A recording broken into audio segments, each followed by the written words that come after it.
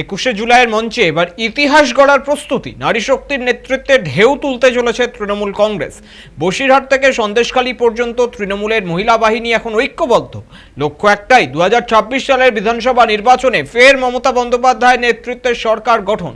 ধর্মতলার সভার আগে সন্দেশখালী 1 নম্বর ব্লকের নেজার বিডিও অফিস চত্বরে শনিবার অনুষ্ঠিত হলো এক অনন্য প্রস্তুতি সভা। এই সভা ছিল শুধুই মহিলা নেতৃত্বের।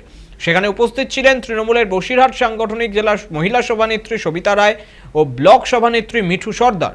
এই সভায় অংশ নিয়েছেন সন্দেশখালী ও বসিরহাট ব্লকের মহিলা নেত্রীরা।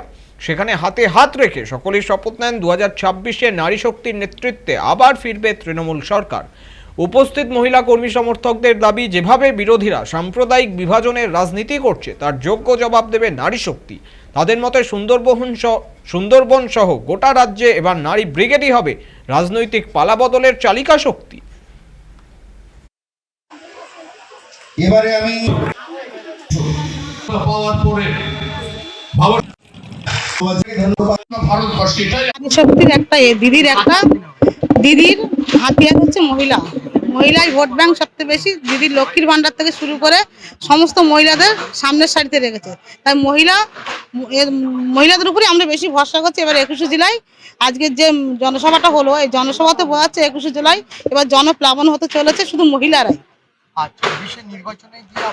26-এর নির্বাচনে এবার মহিলারাই সব থেকে এগিয়ে আসবে, এটা বলতে পারছি। তার মিটিং থেকে আজকে আপনারা দেখলেন যে প্লাবন সামনে যে 26-এ যে ভোট, সেই ভোটের থেকে মহিলারাই সব থেকে মাঠে ময়দানে লড়াইটা বেশি করবে। সন্দেশখালী যেটা একটা ঘৃণ্য চক্রান্ত ছিল, সে চক্রান্ত ইতিমধ্যে ফাঁস হয়ে গেছে। সামনে আগামী দিনে সেসব মহিলারা এক এক করে আমাদের সঙ্গে আসছে। আর 26-এ ভোটের আগে সেসব আমরা চেষ্টা করবো সেসব মহিলাদেরকে আমাদের সঙ্গে আনা।